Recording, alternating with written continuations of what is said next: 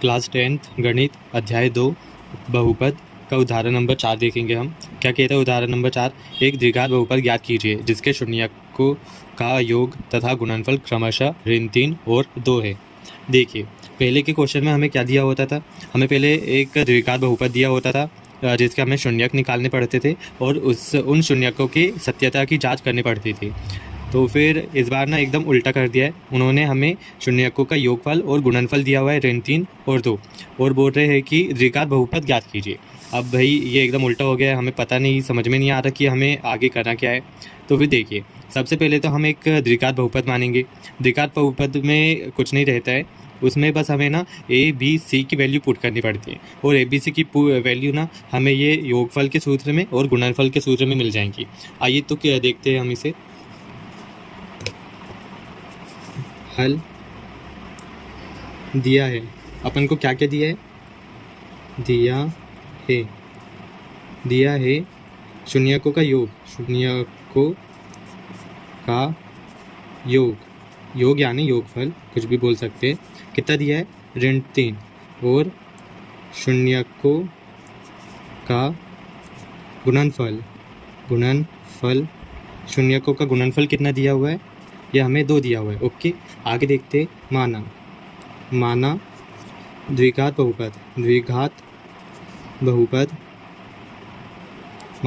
बहुपद a x square plus b x plus c है तथा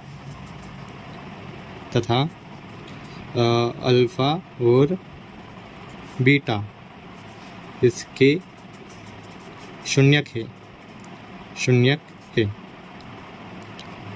बस अब अपना आधा काम खत्म हो चुका है। देखिए, यहाँ पर आपको क्या द्विघात बहुपद हमने क्या माना है, a x square plus b x plus c. अगर आपको पहला वाला क्वेश्चन याद होगा उदाहरण नंबर 2, तो फिर उसमें हमें द्विघात बहुपद में ए बी सी की वैल्यू भी दी हुई थी। तो फिर देखिए, ऐसा था वो द्विघात बहुपद x square plus 7x plus 10। ठीक है, यहाँ पर हमें 7 की मतलब यहाँ पर बी रहेगा, ये बी की वैल्यू 7 दिए, सी की वैल्यू 10 दिए और ए की वैल्यू 1, मतलब इसके आगे कुछ नहीं है तो क्या होता है, 1 है। तो फिर हमें बस ये ए बी सी की वैल्यू पुट करनी है।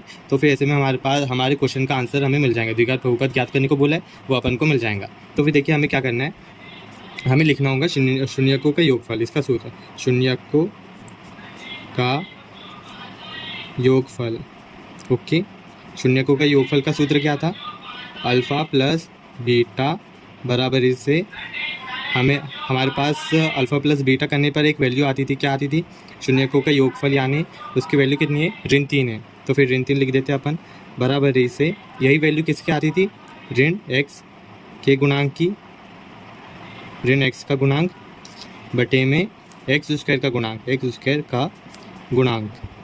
ओके, अब जरा यहाँ पे ध्यान दीजिए, एक्स के गुणांक क्या बोल रहा है, वो एक्स का गुणांक क्या है, बी है। तो फिर हम बराबर इसे यहाँ पर बी लिख लेंगे, ऋण सूत्र का जैसा का वैसा बटे में एक्स स्क्वायर का गुणांक क्या है, ए है, तो हमने ए भी लिख दिया।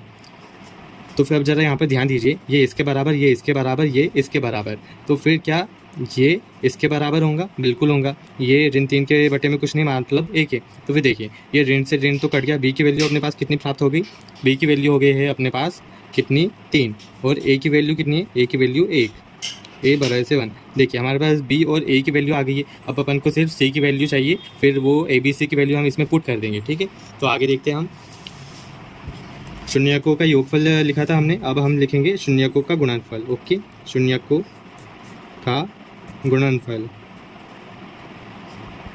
शून्यकों का गुणनफल यानी अल्फ़ा इंटू बीटा बराबर से शून्यकों का गुणनफल का मान कितना दिया हुआ है अपन को, ये देखिए यहाँ पर अपन को 2 दिया हुआ है, तो फिर हम 2 लिख लेते हैं, ये आ गया 2। और इसका सूत्र क्या था, अचर पद के बटे में एक्स स्क्वायर का गुणांक। ओके, अचर पद क्या है, अचर पद जरा यहाँ पर ध्यान से समझिए। अचर पद अपना सी है, मतलब जिसके साथ एक्स नहीं जोड़ा होता है वो अपना क्या होता है, अचर पद होता है।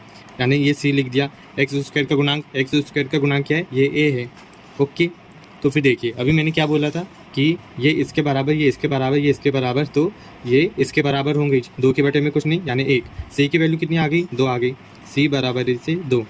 ए की वैल्यू कितनी आ गई, ए की वैल्यू हमारे पास पहले भी थी लेकिन इसे फिर से लिख लेते हैं। ये हमारे पास ए बी सी तीनों की वैल्यू आ चुकी है। अब हम इसे द्विघात बहुपद में रखेंगे। द्विघात बहुपद में ए बी सी का मान रखने पर क्या आएगा हमारे पास, ए की वैल्यू कितनी है 1, तो फिर उसे तो लिखते नहीं है, एक्स स्क्वायर हो गया। बी की वैल्यू कितनी दी गई है, बी की वैल्यू हमारे पास है 3, तो फिर 3 लिख लिया, एक्स लगा दी इसके साथ, और अचर पद कितना है 2। यही अपना क्या होगा, द्विघात बहुपद। और यहाँ पे लिख लेते हैं अपन, अतः द्विघात बहुपद x square plus 3x plus 2 होगा।